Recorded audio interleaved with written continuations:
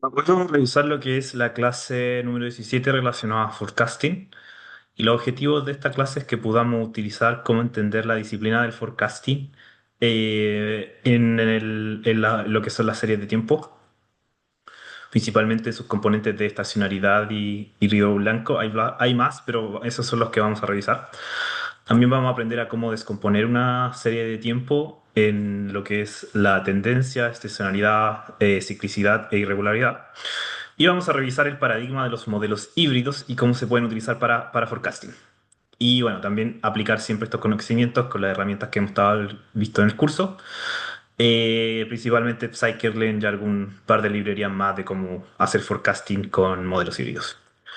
Bueno, como resumen de lo que vamos a ver, una serie de tiempo generalmente está compuesto por estos cuatro elementos que son fluctuaciones irregulares, ciclos, tendencias y estaciones. Y un componente que siempre tenemos que tener en cuenta con la serie de tiempo es que siempre estas variables van en función del tiempo. Si no hay una componente de tiempo, probablemente no se esté utilizando una serie de tiempo. Siempre los datos se tienen que modelar en lo que es la función del tiempo. Bueno, el forecasting, como aquí dice, es la disciplina que nos permite predecir valores futuros a través de una serie de tiempo utilizando algún factor T, que puede ser en función de horas, minutos, días, años, etcétera. Y como en todo lo que es lo que hemos estado viendo en el curso, lo que siempre se quiere hacer es encontrar esta función H que pueda como encontrar los patrones de los datos y así poder hacer funciones en el futuro. La única diferencia con la que ya hemos estado, bueno, igual la tarea es un poco diferente, pero la principal diferencia con lo que hemos estado trabajando hasta ahora es que aquí los datos requieren una variable temporal. Bueno, una serie de tiempo es posible descomponer, como acá se muestra en el gráfico, en lo que es la tendencia o el trend, la estacionalidad o no sé cómo pronunciar esto en inglés. Bueno, la estacionalidad, la ciclicidad y también la irregularidad o los residuos, que esto se denota. Estos son los importantes que se denotan con epsilon. Los tres primeros capturan la dinámica de una serie de tiempo, que es básicamente cómo se comporta en general una serie de tiempo. Hay otras cosas un poquito más extrañas, pero en general cómo se comporta una serie de tiempo a través, bueno, del tiempo. Sin embargo, el factor irregular es lo que captura lo que no puede ser explicado por el factor irregular.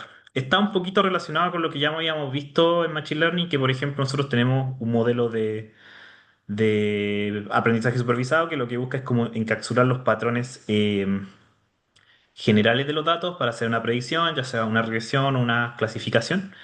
Eh, pero siempre hay algún tipo de error que no es posible medirlo, que un error que siempre hay entre el modelo y los datos reales. Es más o menos eso a lo que se refiere con los residuos. Y el objetivo que vamos a ver en esta clase es que nosotros podamos encontrar una manera de aislar el componente irregular y que la función que buscamos representar solamente dependa de eso. Y esto lo haremos asegurando que el éxito cumpla lo que es la propiedad de estacionalidad, que básicamente dice que los residuos tienen una distribución normal con un cero y teta cuadrado. Claro que esto no siempre es así y generalmente puede ser un poco más complejo de modelar, pero aquí vamos a simplificar un poco el problema, como mucho en lo que se enseña en la teoría, y vamos a subir que esto tiene una distribución normal. Bueno, una forma de dividir esto es asumir que puede existir aditividad en los componentes. Esto quiere decir que yo esta función h la puedo convertir como la suma de los cuatro factores que estamos interesados. Y como nos interesa aislar los residuos, o sea, que nos interesa aislar la serie de tiempo en función de los residuos, podemos hacer un cambio de variable. Podemos decir que t y c son provenientes de un factor de una componente z, z sub t. Y ahora, ¿cómo podemos aplicar los modelos híbridos? Los modelos híbridos básicamente es encontrar dos modelos que busquen encontrar los patrones de estas dos funciones, o sea, de estos dos valores.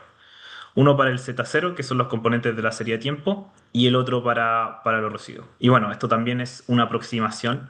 No necesariamente vamos a tener como los residuos que realmente están en los datos. Generalmente siempre va a haber como una pequeña diferencia que, bueno, si se pudiesen encontrar los valores exactos, como que podríamos solucionar muchos de los problemas de lo que es el Machine Learning. Entonces, aquí simplemente usamos un modelo X0 que estime los componentes temporales de Z sub t y un modelo G0 que estime los componentes irregular de los residuos. Y esto se puede como representar entre la diferencia de X sub t menos Z sub t, que esto es la predicción del modelo que nosotros estamos determinando.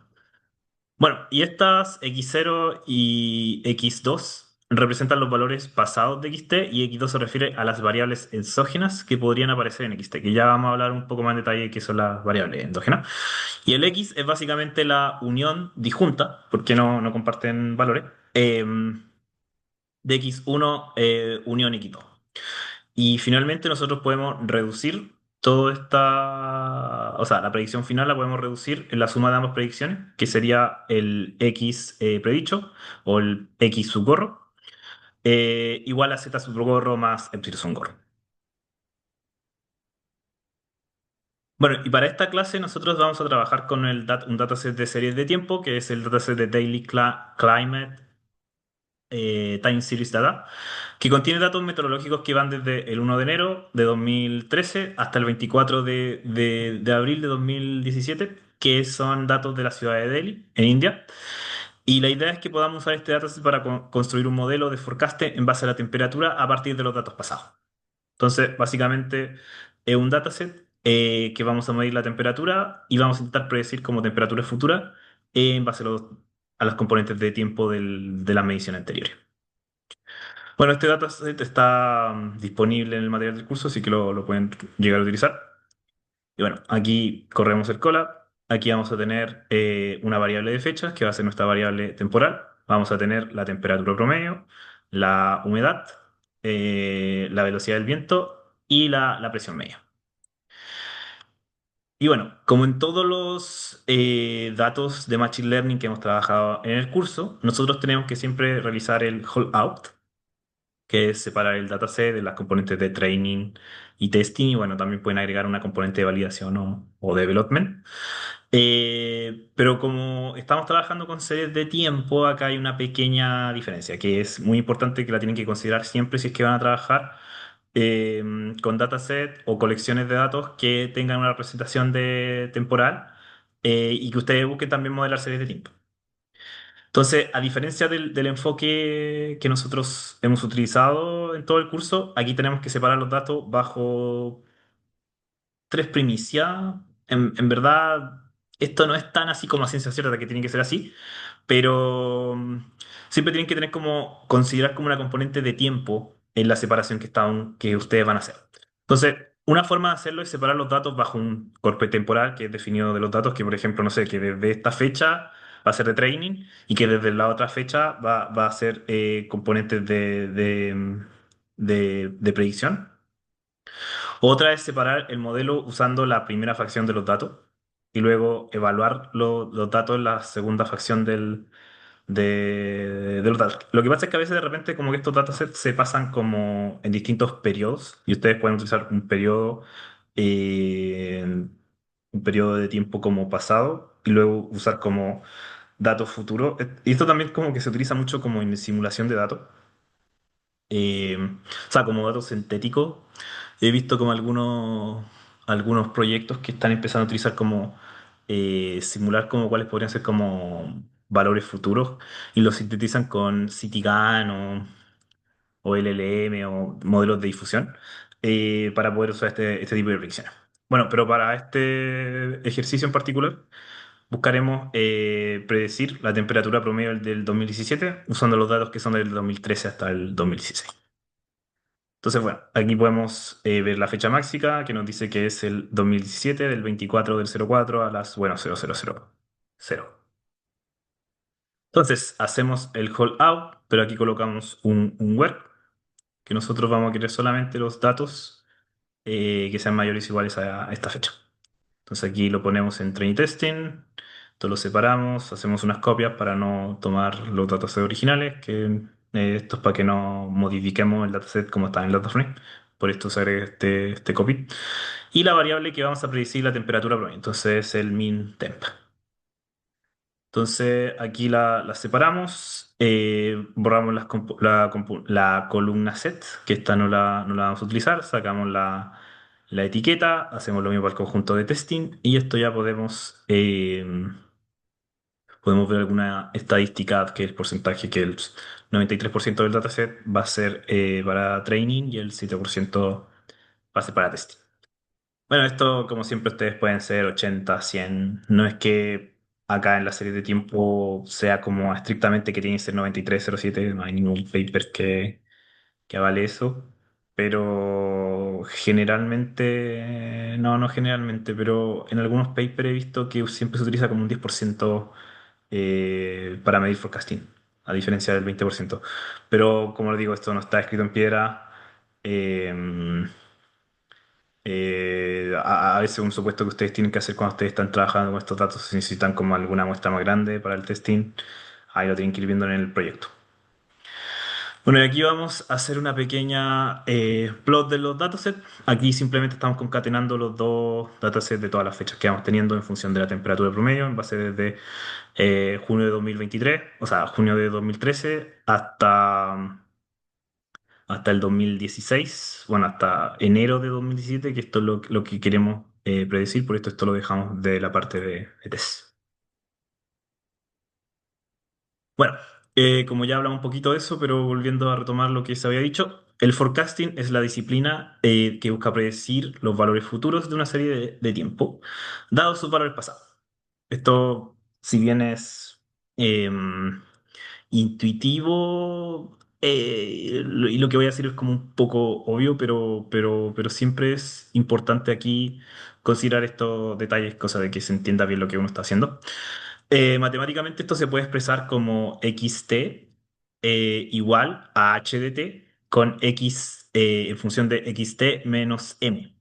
Que esto, el t menos m significa que yo quiero, para este valor de temperatura en el instante t, voy a utilizar todos los valores pasados para predecir el valor actual.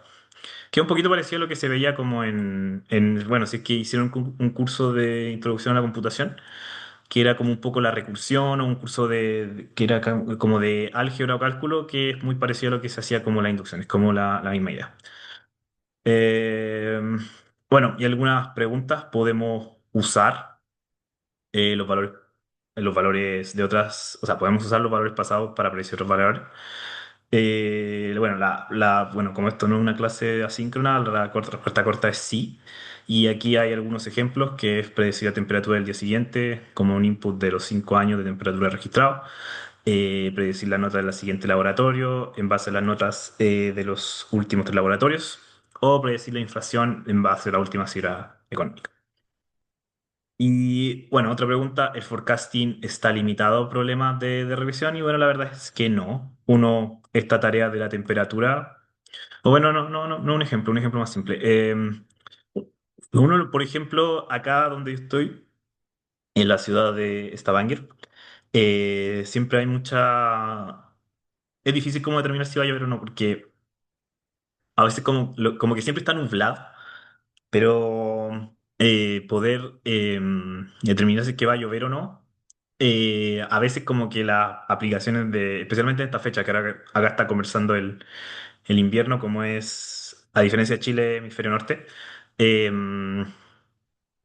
entonces, como que la aplicación dice que va a llover, pero en verdad no llueve. Pero bueno, uno podría como simplificar ese problema y en vez de como decir a qué hora va a llover o cuánta cantidad de lluvia va a salir en función de los datos pasados, uno podría decir si es que va a llover o no. Entonces también se podría pasar a un problema de clasificación. Y ahí también voy a estar usando como los datos pasados de la serie de tiempo. Hay un componente importante, es súper importante, que era lo que estaba mencionando a un momento previo, que el primer supuesto y el más importante es que siempre el futuro debe depender del pasado. Si bien esto es como obvio, vale la pena tenerlo presente. Entonces, de los siguientes Bueno, porque esto no se cumple para todos los problemas. Entonces, si vemos algunos ejemplos, predecir el lanzamiento de una moneda, dado los 100 lanzamientos anteriores, este será un caso forecasteable, entre comillas. Bueno, como la clase es asíncrona, la respuesta es no, porque esto depende más de la incertidumbre que del tiempo. En cambio, el segundo ejemplo que dice predecir el consumo de electricidad de una casa a partir de los últimos 3 meses anteriores, este sí, porque esto yo estoy utilizando como datos del pasado para poder obtener información del futuro o posible información del futuro. Eh, Predecir las temperaturas del lunes a partir de las máximas históricas, también. Esto también es forqueteable. Predecir la lotería a partir de los 10 números de la lotería pasados. Esto no, porque esto está representando más al azar. Entonces, más incertidumbre que intentar predecir el futuro en base al pasado. Bueno, ¿qué es una serie de tiempo? Para simplificar, el concepto de una serie de tiempo es básicamente un conjunto de observaciones que son recolectadas de manera secuencial, en lo que intentamos siempre, como ya mencioné, es la palabra tiempo. Entonces, al repetir la misma observación en distintos momentos, generamos una serie de tiempo. Con algunos ejemplos, por ejemplo, el número de barras de chocolate en el consumo de cada mes, ahí está el tiempo medio en meses, el peso al inicio de cada mes, también en mes, precio de cierre de una acción. Bueno, esto no es tan como el tiempo, pero sí se divide. No, bueno, aquí se debe ir especificado como el precio de cierre. Bueno, precipitación diaria de una localidad, el ritmo cardíaco de una persona en cierta ventana de tiempo. Bueno, en esta clase vamos a ver lo que son series temporales, o sea, secuencias temporales para analizar patrones importantes y cómo predecir basados en ello. Entonces, el primer concepto importante que es lo que vimos de los ejemplos más arriba es el concepto de estacionariedad, que la estacionariedad es de suma importancia y es un supuesto clave para muchos modelos de forecasting. Eh, pero un detalle importante es que, paradójicamente, la mayoría de las series de tiempo del mundo real no son estacionarias, eh, pero igual es un concepto que necesitamos entender para saber si es que una serie puede ser o no estacionaria. Y también muchas veces se pueden hacer como algunas técnicas para pasar una serie estacionaria, o sea, no estacionaria a una estacionaria, porque esto reduce mucho el análisis que se va a hacer. Entonces, una forma clara o intuitiva de entender lo que es la estacionalidad es básicamente que nosotros consideramos que los datos de la serie de tiempo se van comportando en base a una distribución de probabilidad. Entonces decimos que esta serie es estacionaria si es que su distribución de probabilidad se mantiene constante en función del tiempo. Un ejemplo que podemos ver, digamos que tenemos como un sensor em, que lo que está midiendo em, es la percepción de movimiento. Por ejemplo, no sé si tenemos un sensor en algún bosque y lo que estamos viendo, si es que pasó algún animal o alguna persona. En cada cierto de tiempo, entre que aparece una persona que se mueve o un animal, esos datos siempre ocurren con la cierta frecuencia en base a alguna distribución de probabilidad. Y esa distribución se mantiene constante. No es como que haya un cambio fuerte en cómo se van comportando eh, los datos de la serie de tiempo, acorde que va pasando el periodo o la ventana de tiempo que se está ejecutando. Entonces, simplemente que estos datos mantienen una distribución de probabilidad que es constante en el tiempo. Para simplificar, como siempre, vamos a intentar suponer una distribución normal eh, que va a tener un mu constante y o sea, perdón, los requerimientos para que esto sea estacionario y que el mu sea constante y el θ también sea constante y sin estacionario. Si alguno de estos tres criterios no se cumple, entonces no podemos considerar que una serie es estacionaria. Entonces, de estos ejemplos que tenemos aquí, por ejemplo, en la time series 1, 2, 3, 4, 5, 6, ¿cuáles son estacionarias y cuáles no? Bueno, la primera lo es, porque si vemos, los datos se van moviendo de la cierta forma, como unas ondas que van. Si bien no es como regular, regular, pero sí se presenta como cierta regularidad, entre comillas. En la 3 o sea, en la 2 aquí vemos que se puede ver como cierta regularidad, pero estos vasos van como decrementando en el tiempo. Entonces, esta no sería eh, estacionario. Y que aquí la distribución va cambiando, va haciendo que los datos, en vez de que estén como en una posición como fija como está aquí, van bajando o van decreciendo. No sé cómo especificarlo.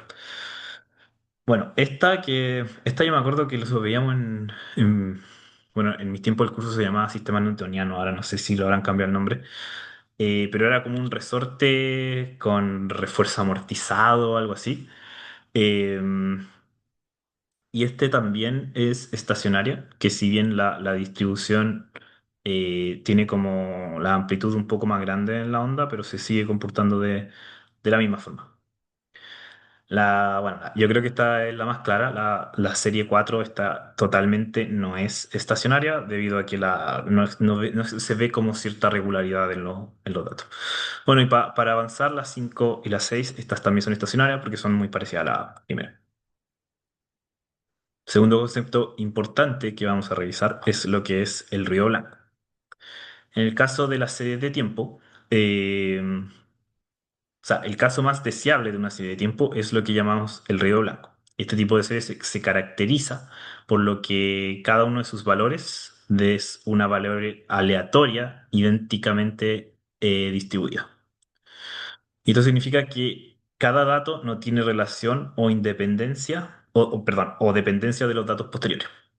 Ahora, si eso ya no se cumpliera, y generalmente así, la serie de tiempos reales no se cumple de que no tengan ninguna relación. Pero para simplificar, es como una propiedad bastante deseada. Eh,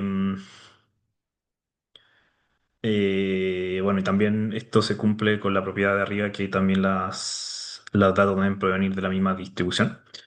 Bueno, una de las características. Bueno, ahora en la parte de descomponiendo una serie de tiempo, ya que conocemos lo que significa que la serie sea estacionaria, ahora vamos a ver cómo podemos transformar nuestra serie desde una serie no estacionaria a una estacionaria. Y bueno, existen otros métodos, pero los métodos más usuales para asegurar la estacionalidad es diferenciando la variable objetivo, que es decir, tomar un ZT, que va a ser la resta entre I sub t e XC t menos uno, que es el instante anterior. Y XZ se transforma en la nueva serie target con propiedad de estacionalidad. Otra forma más usual que vamos a promocionar más tarde es a través de la descomposición estructural de la serie, que la idea es separar la serie de tiempo en los componentes que generan que la serie no sea estacionaria y para luego entrenar un modelo controlado por esos componentes. Y bueno, es lo que vamos a ver después con los modelos híbridos. Eh, de esta manera, cualquier serie I puede ser descompuesta en los siguientes elementos, que es la tendencia, estacionalidad, ciclicidad e irregularidad o los residuos. Estos tres componentes, o sea, en el caso de los componentes de tendencia, estacionalidad y ciclicidad, estas afectan negativamente a la estacionalidad, pero si logramos controlar esto de manera efectiva, eh, si logramos controlar esto de manera efectiva, eh, nuestra serie va a estar solamente en función de lo que es el término irregular o de los residuos. Eh, y esto nos permite, al hacer que la serie sea estacionaria, podemos mantener que la media y la varianza sean constantes.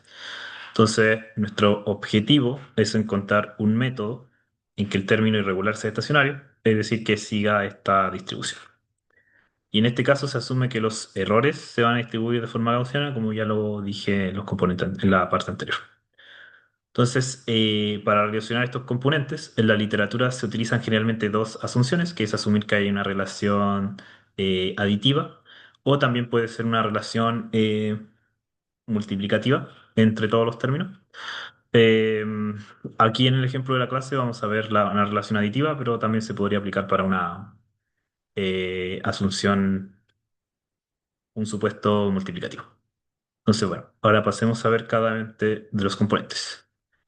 La tendencia representa un cambio sostenido en el tiempo en que la media de una serie temporal, perdón, la tendencia representa un cambio sostenido en la media de la serie temporal que caracteriza un movimiento fluido y constante en una dirección específica. Cuando la serie muestra un movimiento ascendente, bueno, vamos a hablar de una tendencia a la alza, e en contrario, si se desplaza hacia abajo, una tendencia a la baja. Y aquí, bueno, aquí tenemos cuatro ejemplos. Aquí vemos que la serie va disminuyendo y aquí ya comienza como cierta tendencia hacia arriba. Aquí vemos que esto no se cumple, pero si la vemos como a pedazos o localmente hay como cierta tendencia. Pero en cambio esta es bien clara en los maratones time, que esta sí tiene una tendencia que va a la baja. Y aquí tiene una tendencia en esta otra que es la producción de cemento. Y esta sí va a una tendencia hacia arriba. Bueno, ¿cómo podemos representar esto en código? Una forma fácil de representar la tendencia es a través de una regresión lineal, que es básicamente asumir una regresión lineal y programarla con lo que ya hemos visto en clase. Bueno, en este caso, como nosotros no existe como una regresión en scikit-learn de tiempo, la vamos a programar nosotros usando scikit-learn. Y para esto nosotros tenemos que extender dos clases. Una es el best estimator y el transformer mixin, que esto nos va a permitir, bueno, ¿y por qué lo hacemos con esto? Porque esto lo podemos incorporar luego en el pipeline de datos que nosotros hemos estado trabajando. Entonces creamos un type transformer en que nosotros vamos a pasar el conjunto de datos. Vamos a tener que implementar tres modelos, que es el fit, el transform y bueno, el fit transform. Y en el fit nosotros vamos a sacar los datos y vamos a volver a retornar el pipeline. Y en el transform, nosotros, bueno, aquí hacemos algunos tests, que es que el modelo debe primero fitearse, que esto debe ser un data frame de pandas y que tiene que estar la columna de tiempo para asegurar que sea una serie de tiempo. Sacamos los datos de la primera columna, hacemos un conteo desde el dato final hasta el inicial. Sacamos el thread, que es lo que nos interesa. Bueno, y esto lo construimos nosotros en el conjunto de datos, que es para tener la estacionalidad y lo retorna. Simplemente una transformación en los datos. Y bueno, en el feed transform hacemos los dos pasos de una sola forma y volvemos a retornar el thread. Entonces aquí lo podemos utilizar, nuestro transformer, time transformer, apretamos el feed y aquí vemos que nos devuelve el thread de cada uno de los datos. Y esto también podemos incorporarlo en nuestro pipeline. Tenemos un time series picture que ponemos el time transformer, una regresión lineal. Bueno, y antes de hacer la regresión lineal, tenemos que hacer la transformación de los datos para tener la serie de tiempo. Separamos el trace y tense, los concatenamos y aplicamos la forma de los datos.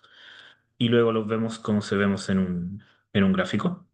Y también podemos ver la regresión que hemos puesto, que es la predicción. Entonces, si se fijan, esta regresión es ligeramente positiva, que cumple con la definición de tendencia. Bueno, aquí no se nota tan bien, pero es ligeramente positiva. Bueno, ¿qué otra forma se le ocurre de modelar la tendencia? Bueno, esto también se puede transformar en otro tipo de relaciones, que esas se las voy a dejar de que la piensen en la clase. Bueno, y también está si la relación es lineal. Se pueden hacer también algunas otras técnicas, una de ellas es pasar la relación no lineal a una línea. Eso también queda de tarea. Bueno, veamos que también se ajusta esto, o sea, veamos que también se ajusta en la predicción de estos datos y como estamos resolviendo un problema de revisión, vamos a usar el mean absolute error. Aquí tenemos dos funciones que están implementadas en scikit-learn. Vamos a medir para el conjunto de train y el conjunto de test. Y aquí nos devuelve 6.3 y 7.3, bueno, 7.36. Y como bueno, esto es una aproximación bien simplista del modelo, entonces tiene una performance que es mejorable, pero nos permite tener como un baseline para empezar a realizar nuestro forecast. Sí, generalmente empezar con la, con la tendencia es una buena forma de incorporar un baseline en las series de tiempo, así que si para los proyectos necesitan trabajar con series de tiempo, pueden empezar con esto.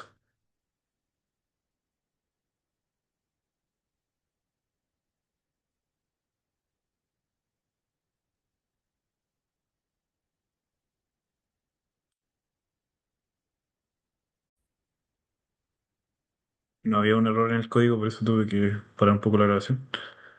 Bueno, como iba diciendo, esto todavía tiene un modelo de mejora, pero esto nos permite establecer un baseline.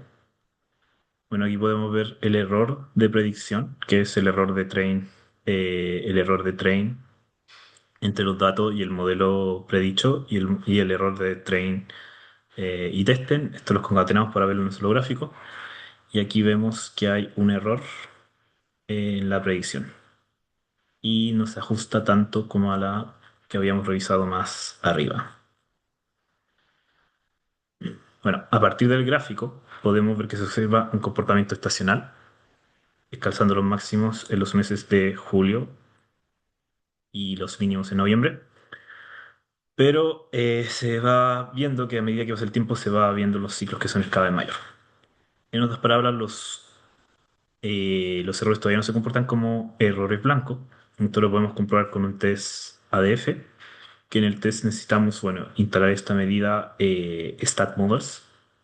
Y aquí podemos calcular. Esto es como un tipo test de hipótesis, en que si esto es menor al 5%, no se cumple. Y aquí vemos que el p-value es todavía mayor al 16%. Bueno, ¿hay alguna forma de mejorar esto? La respuesta es que sí, simplemente sigamos viendo el resto de las variables que habíamos mencionado anteriormente. Bueno, decimos que una serie de tiempo es estacional cuando hay un cambio regular y periódico en la medida de los datos. Los cambios suelen surgir, eh, que son los cambios estacionales suelen surgir a través del reloj o el calendario, que son como cambios que uno sabe que vienen. Por ejemplo, las estaciones del año, entre primavera, verano, las temperaturas son más cálidas y en invierno y otoño son más frías. Y esto se cumple a menudo por el ciclo natural del mundo, que va a lo largo de los días, o por convenciones del comportamiento social que están relacionadas con la fecha y hora. Si se fijan, nosotros como vivimos en sociedad representamos cambios estacionales, por ejemplo, el cambio de hora. Ahora en Noruega cambiaron el cambio de hora hace un par de semanas y en Chile creo que fue hace un par de meses o un mes. Eh, bueno, ¿y cómo podemos representar esto? La forma más conocida de representar esto es a través de una serie temporal, a través de términos de Fourier, que estos términos se origen a través, bueno, del teorema de Fourier, que dice que cualquier función periódica puede ser descompuesta en sumas de serie seno y coseno. Y la representación matemática se puede representar por la siguiente identidad, que tenemos una sub cero, y esto se representa con una serie infinita, con unos coeficientes donde multiplicamos el seno que se multiplica al coseno, y otro coeficiente que se multiplica al seno. Y bueno, los términos A sub 0, A sub n son ajustados a partir de algún modelo, que no vamos a entrar en detalles sobre esto. Pero bajo esa consideración, los términos de Fourier dependen de dos variables, que es la periodicidad P, que está relacionada con lo que estamos revisando, y el término de las series de Fourier, que bueno, los computadores no pueden tener una serie infinita, sino que siempre se trata cierto valor n, o un valor máximo en vez de infinito. Y bueno, la periodicidad del número de periodos es la unidad de la serie de tiempo entre cada intervalo. Y cuando tenemos temperaturas de diferentes años, debemos especificar la periodicidad sea igual a 365, que es el caso de este problema. Entonces lo vamos a hacer a ese valor. Usualmente se suelen incluir como 4 o 5 términos de Fourier, es suficiente para el componente estacionalidad, pero ustedes pueden utilizar más. Y bueno, eso también lo vamos a hacer utilizando la implementación que estábamos revisando anterior, simplemente la vamos a extender agregando el término de la estacionalidad. El mismo código, solamente que ahora consideramos no solamente P, o sea, no solamente N, o sea, solamente el conjunto de datos, sino que los términos de N y P, que eran los términos que venían en la serie de tiempo, en esta fórmula de acá. Bueno, volvemos a revisar el feed, este no cambia, pero acá en el transform, aquí sí tenemos que meter el componente del fill state y también crear las, crear la estacionalidad. Y aquí componemos el cálculo de la serie de Fourier, que esto lo colocamos en función del thread y lo volvemos a concretar en el dataset para luego obtenerlo. Bueno, y aquí definimos alguna serie de ex Fourier, que es básicamente un for calculando la serie de tiempo. O sea, calculando la serie de Fourier, usando la fórmula del coseno y el seno, y esto aquí lo retornamos en un dataset de planos. Y aquí, bueno, podemos ver los valores de la serie de Fourier, de 0 al 1, 3, 4, 7, eh, que son los días del año. Y esto también lo podemos incorporar de nuevo a nuestro pipeline. Y aquí vemos si lo aplicamos con la regresión lineal y lo volvemos a entrenar. Ahora sí se vemos que se parece harto más, especialmente la predicción. Bueno, y usando solamente estas series que dependen del tiempo, podemos capturar casi completamente lo que es el componente estacional. Y ahora si volvemos a calcular las métricas, estas volvieron a disminuir y harto más que antes. Entonces hubo una mejora bastante notable en los datos que estamos revisando. Y ahora si vemos el error medio, esto sí se parece más al ejemplo de los datos reales y tiene un comportamiento más parecido a lo que es una estrella de y eso también lo podemos verificar con el test ADP. Y en el test ADP vemos que ahora el valor sí es menor al 5%, entonces ya estamos en presencia de una serie que es efectivamente estacionaria. Bueno, aquí hay una propiedad importante, esto es un paréntesis, pero generalmente las series de tiempo son propensas a un fenómeno que se llama la heterocedasticidad, que es un fenómeno usual al trabajar en forecasting, que es detectar la presencia de los cambios de la varianza a lo largo del tiempo. Y esto se puede apreciar con los cambios que hay en la amplitud de la serie de tiempo, y estadísticamente se puede comprobar con lo que se llama el test de White, que el test de White básicamente revisar todos estos casos que están acá. Y a este fenómeno se le llama lo que es la heterocestasticidad. Y es otra de las razones por las que la serie de tiempo no es estacionaria. Si bien es algo que no está presente en el ejemplo que estamos viendo en la clase, es importante saber cómo lidiar con él para evitar problemas futuros. Bueno, y en este paper, Modern Time Forecasting with Python, los autores proponen una forma de ir revisando cada uno de los aspectos de la serie de tiempo. Y bueno, también proponen un algoritmo para enfrentar la no puedo pronunciarlo. Y una de las maneras de atacar este problema es a través de una transformación monotómica en la variable objetivo, que es aplicar una transformación que reduzca la varianza y la haga de nuevo una distribución eh, de datos un poco más normal.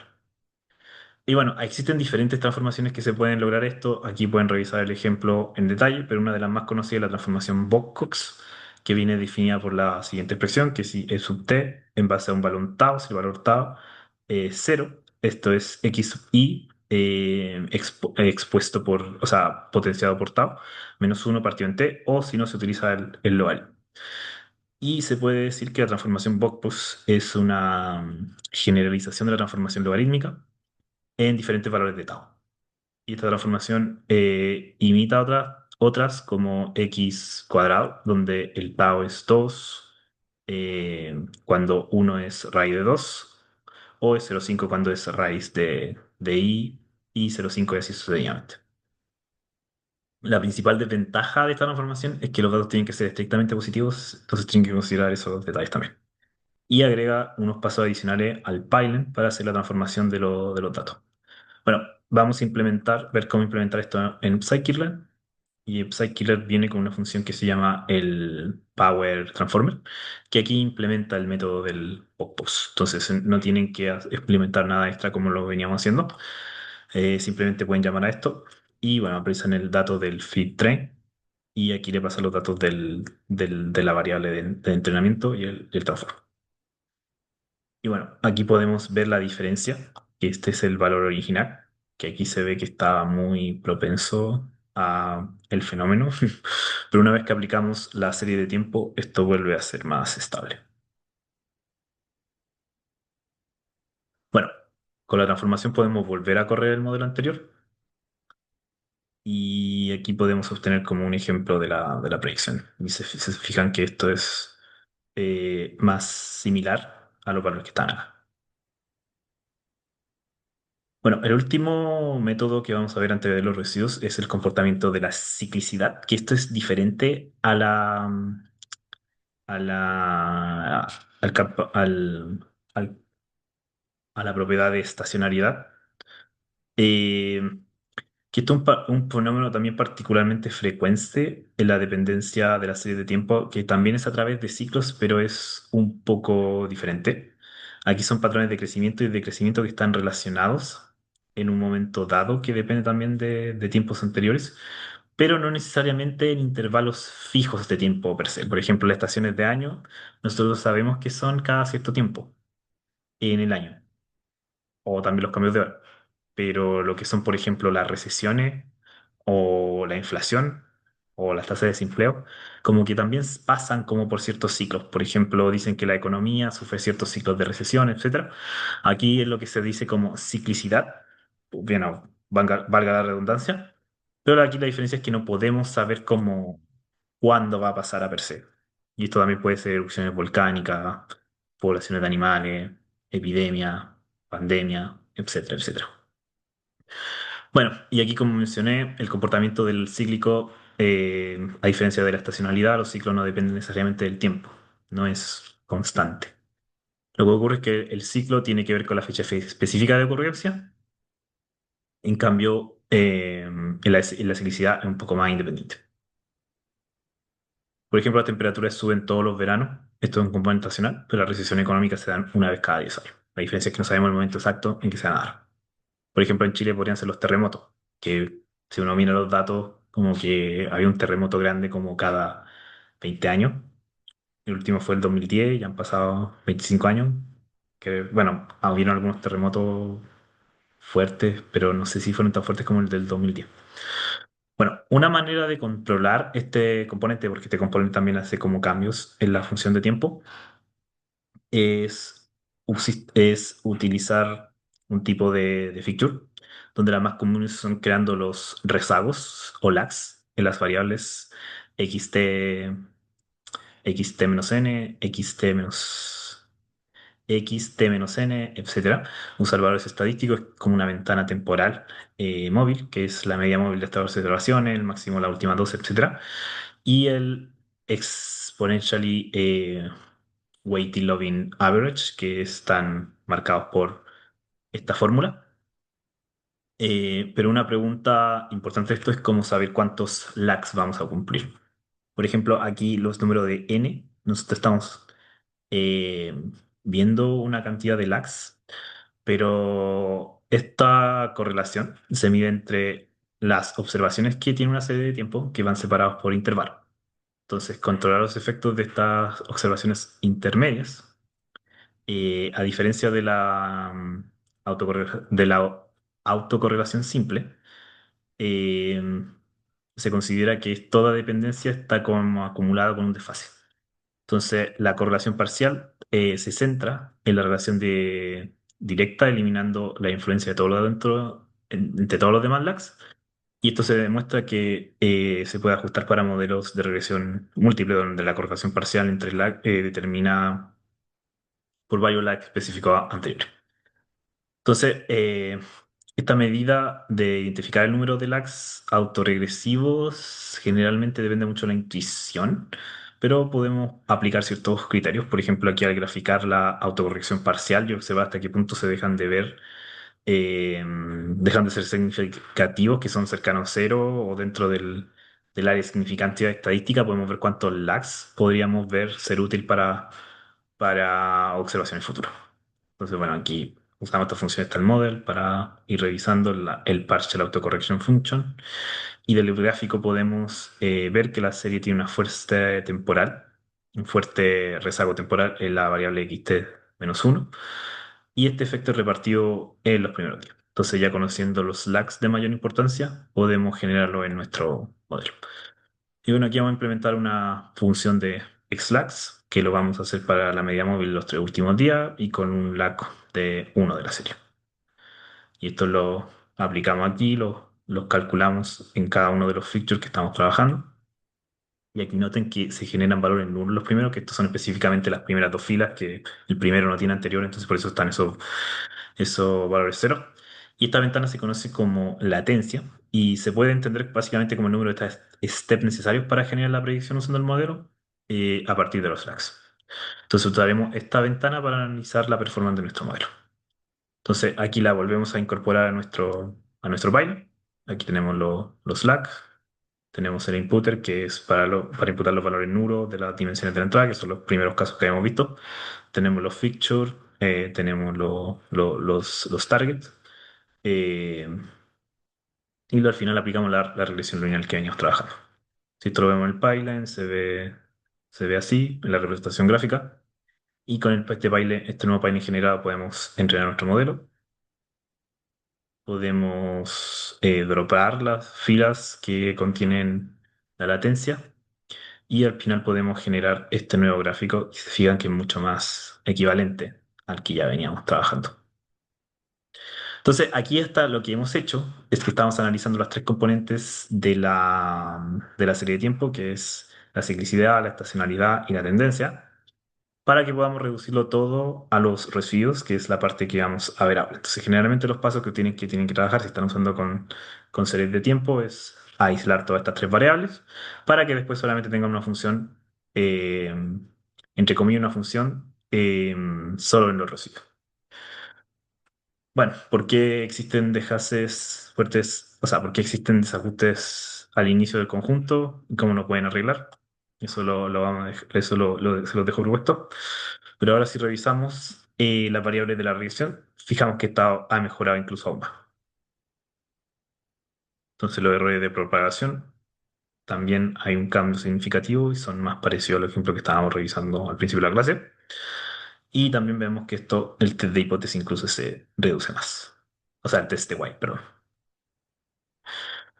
Bueno, la última parte que nos falta de ver de esta clase es lo que hemos visto, comprendido las tres componentes de la serie o sea, todos los componentes de la serie de tiempo. Pero hasta ahora solo hemos controlado cada uno de estos componentes, mejorado cada vez nuestros forecasts y cambiando la distribución de los errores de la predicción. Entonces, conceptualmente lo que sigue es ver lo de los residuos. Entonces, conceptualmente lo que hemos hecho es primero revisar las tendencias, luego las estaciones, luego los ciclos y ahora nos toca revisar el error.